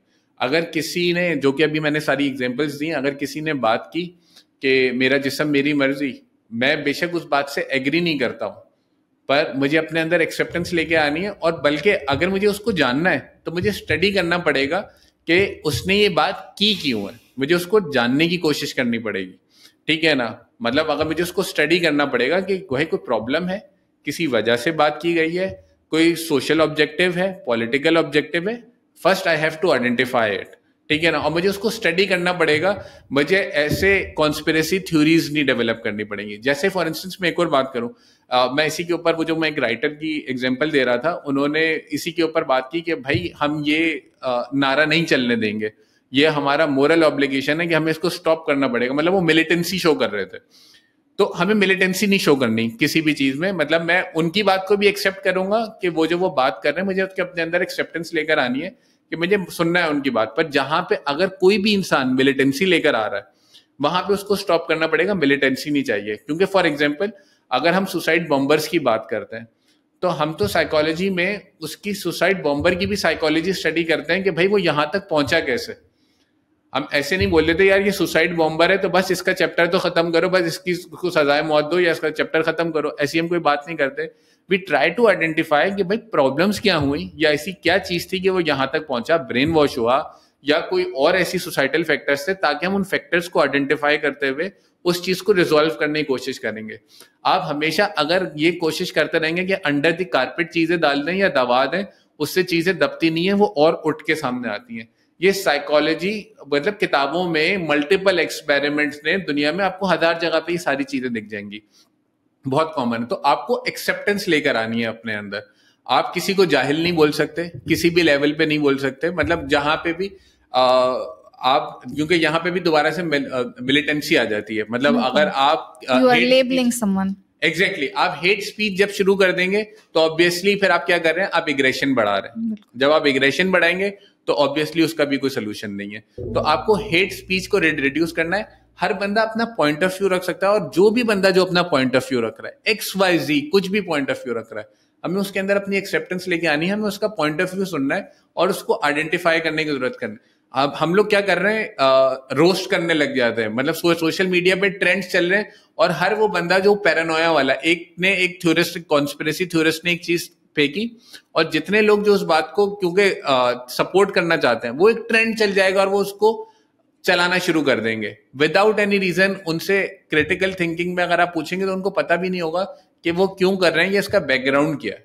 बिल्कुल ठीक है, मेरे पास भी मतलब कुछ पॉइंट्स इससे थोड़े आगे, या जैसे कहना चाहिए हम और बड़े लेवल पे कर सकते हैं, मास लेवल पे। उसमें मेरा एक पॉइंट तो ये है कि इंक्लूसिव एजुकेशन बहुत ज़रूरी है। हम किसी को मेडिकल डॉक्टर बना रहे हैं तो हम उसको सिर्फ मेडिकल की किताबें पढ़ा रहे हैं। हम किसी को इंजीनियर बना रहे हैं तो हम सिर्फ इंजीनियर बना रहे हैं। हमने शुरू के कुछ सालों में इंग्लिश का एक कोर्स पढ़ा दिया, एक पाकिस्तान स्टडीज़ पढ़ा दी, एक इस्लामियात पढ़ा दी, एक उर्दू पढ़ा दी। हमने लगी बंदी चीज पढ़ाई। हम एक ग्रेजुएट निकाल रहे हैं फिर वही बात कि यंग माइंड्स का मुल्क है, हमने इंक्लूसिव एजुकेशन नहीं दी, हमने इन सारे मुद्दों पे बात नहीं की, बल्कि यूनिवर्सिटीज में इस बात के ऊपर भी मिलिटेंट हो गए लोग कि टीचर कोई एक्स्ट्रा बात ना कर ले क्लास में। तो एजुकेटर्स हो गए, मीडिया जैसे आज हम बैठे हुए हैं एक प्लेटफॉर्म पे, ये बड़ी रिस्पॉन्सिबिलिटी है कि हम इंक्लूसिव एजुकेशन दें, हम इन मुद्दों पे बात करें, हम इन मुद्दों के हर पहलू को देखें और बहुत जिससे कहते हैं ना सुलझे हुए जहन से हम इन चीज़ों को क्या करें, डिस्कस करें। एक पॉइंट तो ये हो गया उन लोगों के लिए जो इस प्लेटफॉर्म तक पहुंच जाते हैं, हमको सुन रहे हैं, हमारी क्लासों तक पहुंच गए। एक हमारे पास आवाम का बड़ा हिस्सा वो है जो कि कम्युनिटी है, जो इन सब चीज़ों तक नहीं पहुंच सकती है। कम्युनिटी इंगेजमेंट भी बहुत ज़रूरी है। जिस जगह वो मॉब बना था, जिस जगह वो मॉब जनरेट हुआ था, क्या हमने कभी वहां जाकर कुछ वर्कशॉप्स कर ली, कुछ सेमिनार कर लिए, कुछ बैठकें कर ली जिसमें हम वहां के लोगों से पूछते जो वहां के रिहायशी थे कि भाई ये मॉब ने जो किया ये सही था या गलत था? उसमें कितने लोग उसको सही कह रहे हैं, कितने लोग गलत कह रहे हैं, क्यों कह रहे हैं, उसकी क्या वजूहात थी और ये क्यों हुआ और क्या चीज़ हमें डाइल्यूट करने की ज़रूरत है, क्या चीज़ हमें सही करने की ज़रूरत है। हमें ये काम करने की बहुत ज़रूरत है। फिर हमें अपना लीगल फ्रेमवर्क दुरुस्त करने की ज़रूरत है, क्योंकि लीगल फ्रेमवर्क जब तक दुरुस्त नहीं होगा लोगों का भरोसा नहीं होगा, लोग इसी तरीके से कानून अपने हाथ में लेंगे, लोग इसी तरीके से फ्रस्ट्रेटेड होंगे, लोग उसी तरीके से जो है ना वो एजिटेटेड रहेंगे। आपने बात की अदालतों की कि वो सही काम नहीं कर रही, फिर आपने बात की पुलिस की जो कि सही काम नहीं हो रहा। तो ये सब चीज़ें भी जो है वो इनजस्टिस जो है वो जब तक करेक्ट फ्रेमवर्क में नहीं आएगा, लोगों हम ये चीज़ें नहीं रोक सकते। हमें डीप रूटेड प्रॉब्लम्स को आइडेंटिफाई करना पड़ेगा। फिर मीडिया रेगुलेशन भी बहुत जरूरी है। ये जो मैंने वर्ड यूज किया था रॉन्ग रोल मॉडल्स, और इसी तरीके से कि हमने कौन सा टाइम जो है वो कितना टाइम इन मुद्दों को दे दिया और कितना टाइम हमने जो है वो असल प्रॉब्लम को दिया। जैसे मैं एग्जांपल दूं, अभी एक पुलिस खातून पुलिस वाली थी जिन्होंने एक खातून को बचा लिया, जिन्होंने ऐसे कपड़े पहने हुए थे जिसपे कुछ हुरूफ लिखे हुए थे और बाजार में उन्होंने सेव कर लिया। तो हमने उन पुलिस वाली साहिबा को तो हीरो बना दिया, ठीक है, हमने उनको हीरो बना दिया, हमने उनको मीडिया पे भी लाके बिठा दिया, लेकिन कोई एक स्टडी भी, कोई एक चीज भी ऐसी हुई कि वो मॉब क्रिएट क्यों हुआ था? वहां पे जो बाकी लोग थे जिन्होंने मॉब में हिस्सा नहीं लिया, एग्रेशन नहीं दिखाई, वो किसके साथ थे? वहां की क्या साइकोलॉजी थी? हमने ये काम नहीं किया जो हमें काम करने की एक्चुअली जरूरत थी। वो काम हुआ, वो टीवी पे भी आई, उनको इनाम भी मिला, एक बंदी की जान भी बच गई, लेकिन जो कोर प्रॉब्लम थी हमने उसको एड्रेस नहीं किया। एग्जैक्टली। अच्छा, इसमें एक और बहुत बात सोल्यूशन के अंदर बहुत इंपॉर्टेंट है। अगर कहीं पे मॉब मेंटेलिटी होती भी है ना, तो आपको बहुत कॉमनली नजर आएगा पाकिस्तान की जो गवर्नमेंट है वो कभी भी मॉब मेंटालिटी के अगेंस्ट कोई बहुत बड़ा स्टेटमेंट नहीं देती। बिल्कुल, मैं इसकी एक एग्जांपल दे सकती हूँ। मिसाल खान के वाकये में जब तक के ये बात प्रूफ नहीं हो गई थी कि ही वॉज इनोसेंट, तो everyone in our country and almost everyone and in our government was suspicious about Misal Khan. लोगों ने उसके फ्यूनरल में शिरकत नहीं की थी, ये तो आम लोग थे। गवर्नमेंट ने कोई स्टेटमेंट नहीं दिया था उस वक्त तक जब तक के वाकई में ये साबित नहीं हो गया था कि ही वॉज इनोसेंट। तो ये इस मेंटालिटी को साबित करता है कि आप खुद से फैसला लेना चाहते हैं और आप ओपिनियन जनरेट करना चाहते हैं कि अगर इसने कुछ गड़बड़ की है तो इसको ये होना चाहिए था, फिर तो हमें बोलने की जरूरत ही नहीं है। वही बात ब्लैक और व्हाइट, ये सब कुछ अपने हाथ में लेने वाली बात। एग्जैक्टली। और बेसिकली मैं ये बात यहाँ पे बताना चाहूंगा कि बेसिकली हम सियासत नहीं डिस्कस कर रहे हैं यहाँ पे। हमें कोई गर्ज नहीं है इसमें कि ये जितने भी हमने पॉलिटिकल लीडर्स की या जो भी ये इन्फ्लुएंसर्स बैठे हुए हैं, हम इनकी जो भी ये लोग कर रहे हैं हमें इसमें कोई इंटरेस्ट नहीं है। बट बेसिकली बात बताने का मकसद यहाँ पे ये था, जो हमारी डिस्कशन था, कि इसका साइकोलॉजिकल इम्पैक्ट क्या है। बिल्कुल, इसके साइकोलॉजिकल इम्पैक्ट को हम डिस्कस कर रहे थे कि और इसका जब तक हम इन चीजों को रोकेंगे नहीं तब तक ये और मतलब ने बद से बदतर होती जाएगी। ये thank you for this disclaimer, क्योंकि बताने का मकसद भी यही है कि ये जो साइकोलॉजिकल एट्रीब्यूट्स हैं ये हमारे 10 से 20 सालों में बिल्कुल एक नया दिमाग जनरेट कर रहे हैं। Exactly. वो दिमाग रिवर्स होने में भी फिर कई सदियां लग जाएंगी। Exactly. तो इसलिए ये बहुत पॉइंट ऑफ कंसर्न है। मानना मेरा ये है कि शायद 20 साल पहले अगर इस साइकोलॉजी और बिहेवियर पे काम किया जाता, क्योंकि आज का दौर बिहेवियरल इंटरवेंशंस का दौर है, लोग बिहेवियरल इंटरवेंशंस पे काम करते हैं। बांग्लादेश जैसे मुल्क में बहुत सारी मेडिसिन्स को प्रमोट करने के लिए कि लोग उनको खाएं और लोग उनको लें, बांग्लादेश ने अपने साइंस की कॉन्फ्रेंसेस में मेजॉरिटी मौलाना और मौलवियों को ट्रेन किया, क्योंकि उनके मैसेजेस लोग सुनते थे। तो उनको पहले एजुकेट किया अबाउट मेडिसिन्स, ताकि वो लोगों तक पहुंचाएं ये बात कि भाई ये मेडिसिन खानी जरूरी है। तो उन्होंने इसको बिहेवियरल इंटरवेंशन कहते हैं, ये उन्होंने आज से 20 साल पहले सोचा था। और हम अब भी अपने बेस्ट ऑफ द माइंड्स को बर्बाद करके हम अभी भी बिहेवियरल इंटरवेंशंस की बात नहीं कर रहे हैं। इंशाअल्लाह ताला नेक्स्ट टॉपिक पे दोबारा बात करेंगे। Thank you so much. Thank you.